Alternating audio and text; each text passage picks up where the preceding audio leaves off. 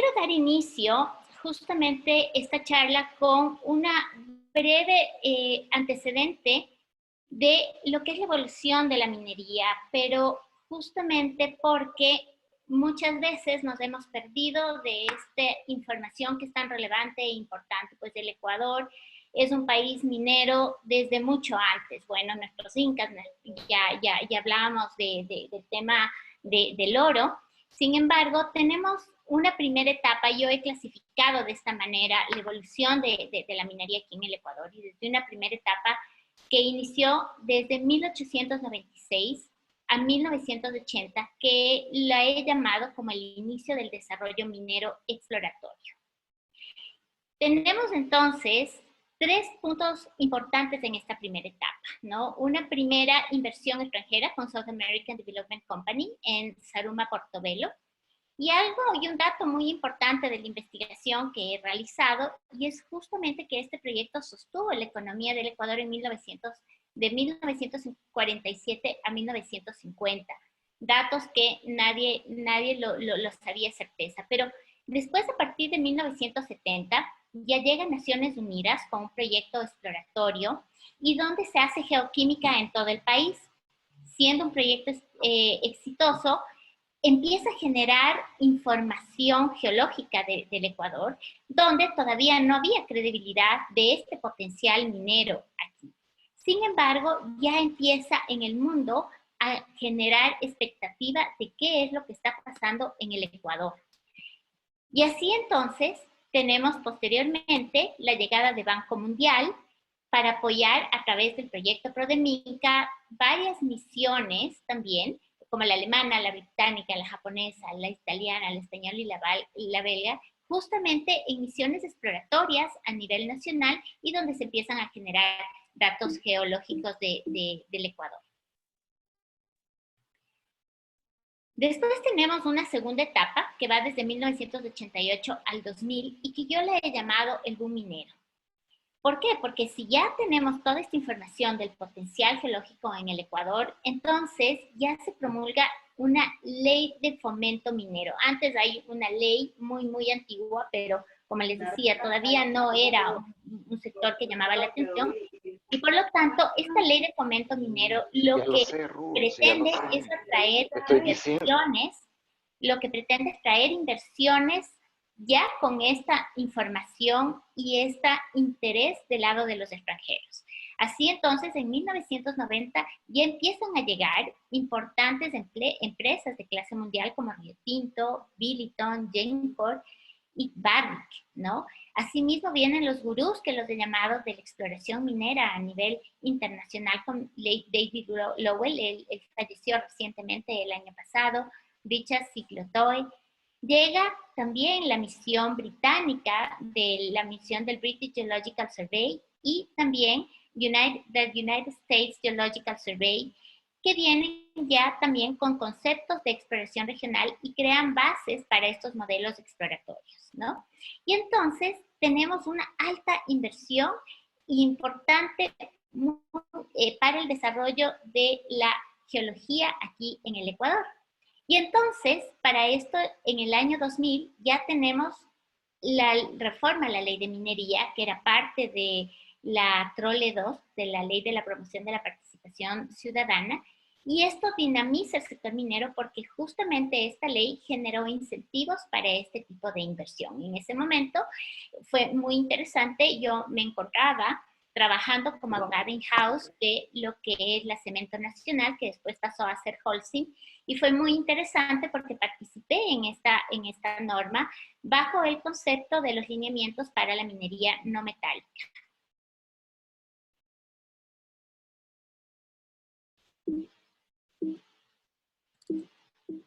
No sé por qué no se me cambia. Bueno, después tenemos entonces una tercera etapa, que es a partir del 2008 y también la he denominado el fin del boom minero. ¿Y por qué? Porque viene entonces la constituyente, donde se generan los mandatos constituyentes como el mandato número 6, que lo llamamos y lo hemos denominado el mandato minero. Y este mandato deja sin efecto nuestra regulación de la ley de minería, declara una moratoria en el otorgamiento de concesiones mineras y suspende las concesiones mineras a gran escala. Y empiezan los procesos de declaración de extinción y caducidad de concesiones mineras que estaban incursas en algunas causales de caducidad que estaba establecido en este mandato. Entonces, este mandato que estaba sobre el bien y el mal empieza a ejecutarse y decía que hasta que se cree el nuevo marco regulatorio. Y claro, se genera un nuevo marco regulatorio en base a los principios que tenemos en la ley, en una nueva constitución de la República, que justamente es promulgada en octubre del 2008. Entonces aquí los recursos naturales, como todos sabemos y recordamos, son declarados dentro de aquellos sectores estratégicos que son de administración y gestión exclusiva del Estado y que solo por excepcionalidad pueden delegarse a la iniciativa privada, ¿no? Y se establecen conceptos en esta Constitución como aquellos del 408, donde el Estado participará en los beneficios del aprovechamiento de estos recursos en un monto que no será inferior al de la empresa que los explota, y esto para todos los sectores estratégicos, ¿no? Y los proyectos mineros en ese sentido se paralizan totalmente. ¿Por qué? Porque ya tenían aquellos proyectos que venían con una regulación anterior, con un título habilitante o un título de concesión minera bajo otros parámetros, tienen que ser reformados justamente en base a este nuevo concepto que nos trae la Constitución. Después viene la etapa entonces de la recesión minera, donde empiezan los procesos de implementación tanto del mandato minero cuanto de lo que establece la Constitución, la nueva Constitución de la República. Así tenemos entonces en el 2009 ya se promulga el nuevo marco legal regulatorio, que es la ley de minería, pero claro, se fortalece y crece la oposición social. De hecho, ahí ya se generó una acción de inconstitucionalidad a esta ley de minería, ¿no? Se establecen nuevos cumplimientos administrativos para los titulares mineros y entre estos cumplimientos administrativos, pues entonces se establece la necesidad y la obligatoriedad de los titulares mineros a gran escala a suscribir contratos de exploración o de prestación de servicios para la explotación minera. Es decir, terminada la fase de exploratoria, tenían que suscribir este contrato, tienen que negociar con el Estado algo tan importante como la regalía anticipada, justamente los montos de regalía, que después viene siendo reformada para dar más certeza y seguridad jurídica. Y en este sentido, los contratos de prestación de servicios más bien quedan un poco al margen. Porque claro, el contrato de prestación de servicios no era un contrato que le aplicaba al sector minero. De hecho, en ese tiempo yo tuve un taller con el presidente en ese tiempo, Rafael Correa, donde se le explicaba que la minería y todas las empresas ya venían haciendo grandes inversiones exploratorias.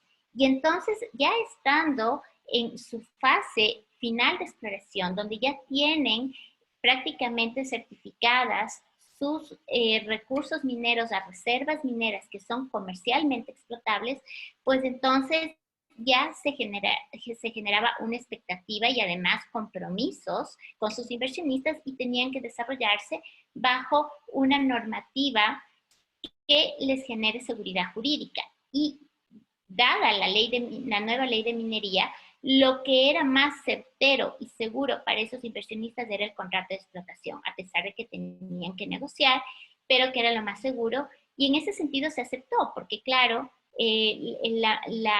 digamos que la instrucción era que se suscriban contratos de prestación de servicios como ustedes conocen, se hicieron con los contratos petroleros.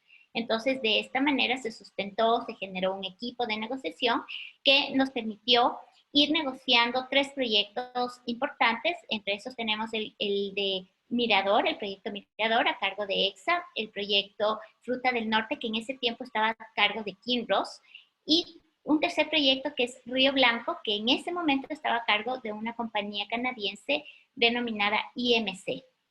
En este sentido, se suscribió únicamente el contrato, como tenemos en el círculo 3, el contrato con EXA, los otros contratos quedaron en stand-by para posteriormente retomar esas negociaciones. En este sentido, también en el 2011 se crea la Empresa Nacional Minera ENAM, EP. ¿Qué es lo que pasa? Como les dije anteriormente, como los sectores estratégicos son de administración y gestión exclusiva del Estado, la Constitución también establece que esa gestión y esa administración el Estado la deberá y le corresponde hacer a través de sus empresas públicas. Entonces,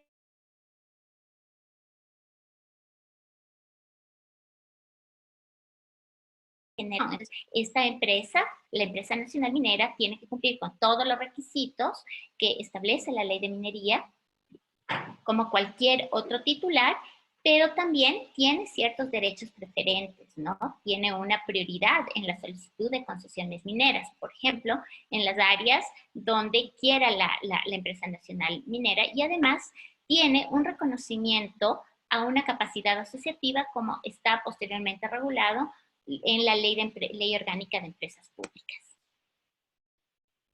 Bueno, así entonces vamos de alguna manera con esta nueva constitución, con este nuevo marco normativo, se van generando varios intentos de recuperación y atracción de la nueva inversión que estuvo justamente parada mientras duró la constituyente. Entonces se crea un Ministerio de Minería, se le da mucho énfasis al sector minero y correspondía ya tener un ministerio. ¿Por qué? Porque siempre la minería estaba manejada desde un ministerio que estaba llevando el tema petrolero, que estaba llevando el tema eléctrico, pero en este momento dicen no, es muy importante y por lo tanto vamos a hacer este ministerio para que este ministro definitivamente se dedique únicamente a darle esa prioridad. Y entonces empieza un inicio de otorgamiento en el 2016. Si ustedes ven, es prácticamente 8 años después. Entonces, esto genera mucha expectativa. ¿Por qué? Porque el negocio minero funciona en virtud de la exploración. Las empresas junior son aquellas empresas que van por el mundo explorando y viendo yacimientos, sea pequeños o yacimientos grandes, y que después generan el interés de parte de las compañías de explotación o seniors que los compran a esos proyectos. Entonces, esa es la dinámica normal del sector minero en el mundo. Y entonces empieza este proceso bastante interesante y se regula este proceso a través de un instructivo en la misma ley de minería, y también se retoman los procesos de negociación que quedaron en stand-by en el 2012 a través de la suscripción del contrato de explotación con Fruta del Norte en diciembre del 2016. Y entonces vamos viendo en este mapa cómo el Ecuador va recibiendo toda la inversión, y aquí tenemos, bueno, faltan algunos, pero están la mayoría de aquellos proyectos a nivel nacional. Tenemos tanto en el norte como en el centro del Ecuador, y obviamente en el sur, que es una región que está mucho más desarrollada en minería. Pero aquí vale la pena hacer un énfasis en que lo que estamos nombrando aquí son los grandes proyectos. Sin embargo, la pequeña minería siempre estuvo activa. Algo que no se paró durante el mandato fue la pequeña minería. Y eso ayudaba a que de alguna manera el Ecuador se mantenga activo, marginalmente, pero activo en el sector. Y entonces, como vemos aquí, por ejemplo, tenemos Solgol, que es muy prometedor. Tenemos el tema Yurimagua en el norte, con Enami, Codelco Enami. Tenemos en Santo Domingo el proyecto La Plata de Toachi Mining. Este proyecto en el centro, que es muy interesante, polimetálico, con Salazar Resources, y que ahora tiene un inversionista, Adventus, que es una inversión canadiense muy interesante. Claro, tenemos el proyecto INB, ya empezamos, que es el que está a cargo de Loma Larga. Tenemos Lundin Gold, tenemos Lucky Minerals, Lumina Gold, Anglo American. Y claro, vemos que Newcrest, Fortescue, está por acá, Hankook, que son ya compañías de clase mundial y que están en la expectativa de poder ir avanzando en estos proyectos hacia la explotación.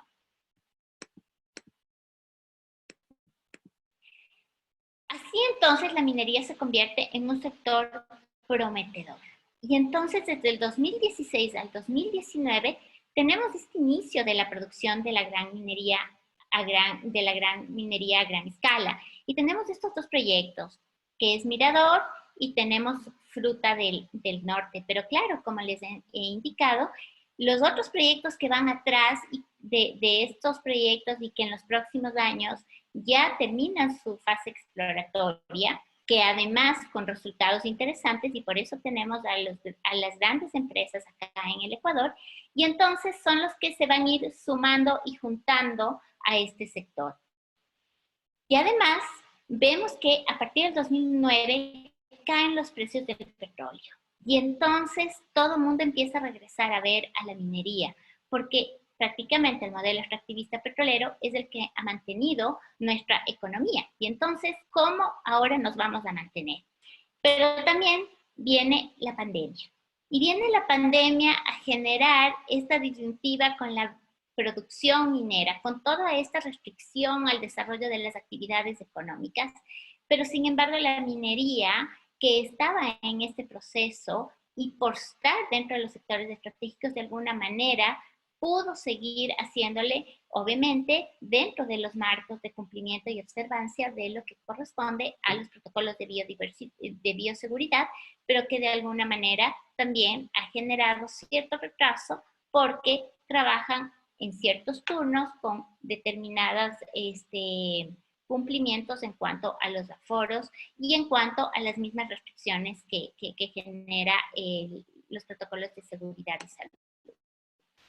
Y así entonces empezamos a ver lo que todos conocemos ahora por la prensa, que son los resultados económicos de la minería. Y entonces aquí podemos ver, por ejemplo, en exportaciones mineras prácticamente un 300% de incremento desde el 2019 al 2020. Tenemos la participación del PIB de la minería, una participación que era menos del 1% y que a partir del 2018 empieza a crecer y al 2021 tenemos una proyección al 4%. Inclusive del 2020 al 2021 tendría una proyección prácticamente del 200%. Y claro, esto implica necesariamente los beneficios al Estado. Entonces vemos que hoy por hoy ya tenemos unos beneficios sobre los 800 millones de dólares para el Estado y que además tiene un compromiso de redistribución de estos beneficios en función de lo que establece la ley de minería, tanto para las áreas de influencia de las comunidades cuanto de las prioridades del Estado. Así, se espera alrededor de 1.300 millones de inversión en exploración hasta el 2022 y probablemente mucho más en las condiciones que ahora tenemos a la expectativa. En este sentido, también el sector minero captó el 53.13% de la inversión extranjera. En el año 2019 alcanzó el 42.11% como la actividad económica con más capitales extranjeros, con un 98% de las inversiones en exploración y capitales procedentes tanto de Canadá como de Australia. En la generación de empleo directamente del impacto existió un incremento, obviamente antes de la pandemia, de 33.000 fuentes directas a más de 100.000 fuentes indirectas. Y se estima que hasta el 2021 se obtengan ingresos por ventas de minerales al exterior de alrededor de 3.600 millones de dólares, considerándose así como una de las exportaciones no petroleras más importantes del país. Bueno, ya lo hemos visto definitivamente en la prensa que el ejercicio económico del 2020 se cerró en ese sentido, ¿no? Constituyó una de las 6 actividades más importantes de aporte al PIB en el Ecuador, lo cual cambió drásticamente el escenario del modelo extractivista en el Ecuador. Y bueno, y algo que ayudó también es, bueno, aparte de la caída del petróleo, también el precio del oro, ¿no? El precio del oro llegó a un máximo histórico para agosto del 2020 de $2.067.15 la onza. Entonces, esto ayudó y claro, esto además incrementa la expectativa de los inversionistas, porque aquí debemos ser claros y transparentes en que mientras el oro, el precio de los metales se mantenga alto, es interesante el desarrollo de los yacimientos. Cuando bajan los metales, entonces ahí se queda la explotación porque son costos de inversiones bastante altas y por lo tanto requiere que los precios de los metales estén bastante sólidos y los acompañen en este proceso de inversión. Entonces, ahora estamos en un buen momento. Sí ha bajado el precio del oro, sin embargo, se mantiene al alza, lo cual es bastante interesante hoy por hoy. Así entonces tenemos proyecciones al 2049. Y si aquí vemos lo que yo les mencionaba anteriormente, si tenemos apenas en el 2020 2 proyectos, con esos resultados tan importantes y de impacto en nuestro PIB, en nuestras exportaciones, en nuestros beneficios de Estado, atrás en la cola vienen estos proyectos de segunda generación que deberían desarrollarse el 2023 y tenemos de 6 a 10 proyectos de oro y cobre y así para el 2030 vamos a poder consolidar la minería a gran escala, donde ya tendríamos prácticamente mucho más proyectos aparte de los de exploración, como les decía, que a la par se va explorando y también esperando una tecnificación y un crecimiento de nuestra pequeña minería, ¿no? La ley lo permite, en que estos pequeños mineros, siendo yacimientos tan interesantes, podrían captar inversión extranjera y desarrollarse y crecer en su volumen de producción hacia lo que se considera la mediana minería.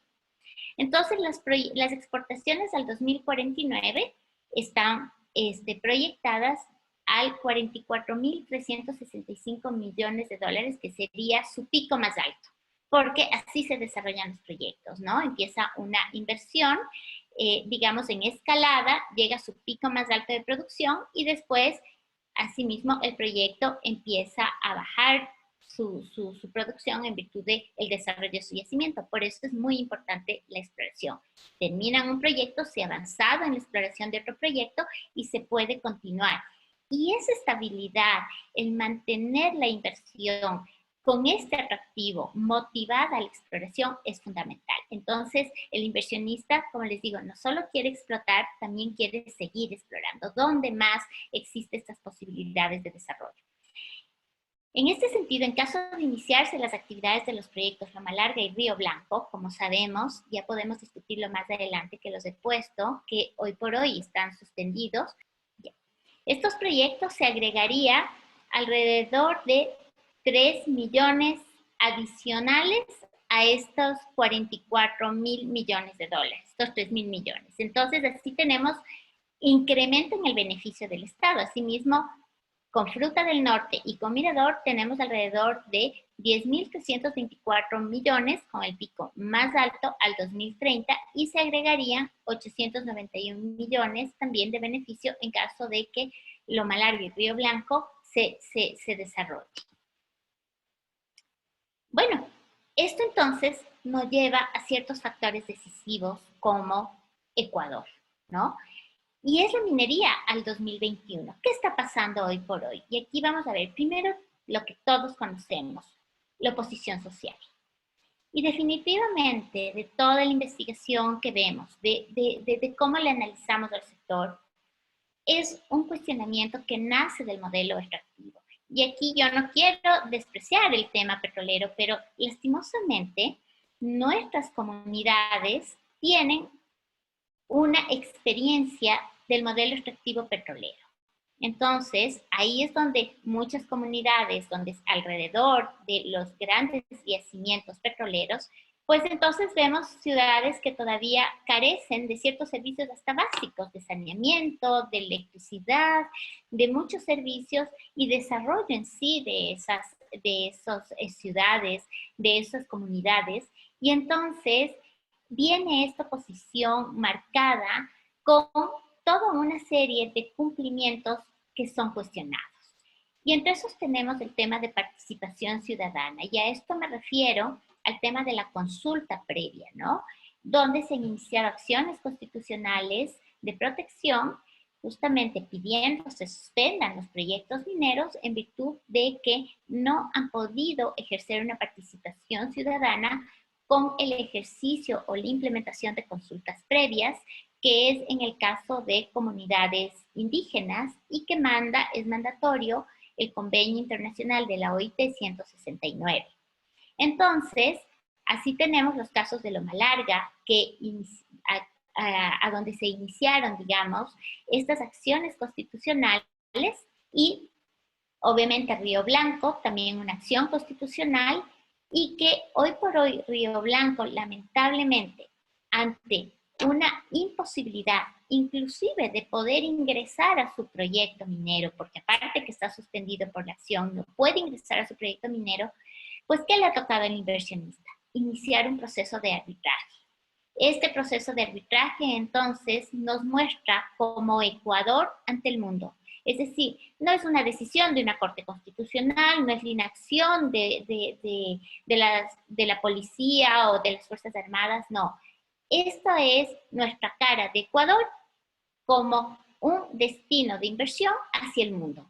Y entonces las expectativas de esta inversión se ven plasmadas en una demanda de 480 millones de dólares, donde prácticamente existen toda una serie de sucesos como Ecuador desde el lado de, como les digo, del Ejecutivo, de la función judicial, que ha generado ante los ojos del inversionista un detrimento a su inversión y por lo tanto necesitan que se les pague para ellos poder resarcir esos daños a manera de indemnización y poder retirarse del Ecuador. Y aquí hay un punto muy interesante.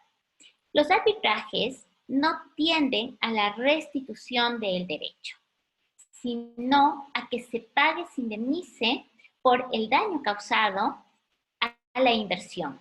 Entonces, aquí hay que entender que entonces el Estado, ante todas estas pruebas, ¿cómo puede defenderse de que la Corte Constitucional suspendió un proyecto? ¿Cómo puede defenderse de que la Policía Nacional no puede entrar, no ha generado unos operativos suficientes como para permitir al inversionista entrar a su proyecto? Y entonces, ¿qué le queda al Estado ecuatoriano? Defender, pagar lo menos posible, es decir, tratar de negociar un pago que no afecte de alguna manera tanto a la economía respecto de las pretensiones del inversionista. Entonces, esto es muy importante saber que estos arbitrajes entonces nos impactan tanto como sector como país y finalmente económicamente. Después tenemos entonces otro proceso que son las consultas populares, que también son derechos reconocidos también en la Constitución para poder pronunciarse respecto de aspectos como sectores estratégicos o respecto de los ejercicios de ciertos derechos. Y en este sentido se han presentado, como conocemos, casi 5 consultas populares, de las cuales 2 han sido calificadas, digamos que 3 han sido calificadas. Una de ellas es una consulta popular que en las últimas elecciones, hace 2 años, se realizó justamente del proyecto Loma Larga. O sea, el proyecto Loma Larga, aparte que tiene una suspensión por acción constitucional y que todavía está por resolverse su última instancia, también tiene un pronunciamiento de una consulta popular, donde el 87% del Cantón Girón se pronunció en contra de la minería, o sea, que no se haga minería. Y entonces, el inversionista, ¿qué es lo que ha hecho? Todavía en sus últimos intentos por seguir manteniendo el proyecto y desarrollarlo, pues entonces ha generado un rediseño técnico para que su proyecto y el impacto de su proyecto en un cantón como es Girón, que se ha pronunciado ahora que no quiere tener minería, pues entonces ese diseño ahora no vaya y no tope ese cantón. Pero por otro lado, también tenemos entonces la consulta de Cuenca, que todos sabemos que también pasó la constitucionalidad, el pronunciamiento constitucional favorable y que ahora, el día domingo, pues entonces en el Cantón Cuenca se pronunciarán respecto de 5 preguntas que tienden a prohibir también que se prohíba la minería a gran escala y una quinta pregunta a mediana escala para que se prohíba la explotación y no afecten 5 ríos que están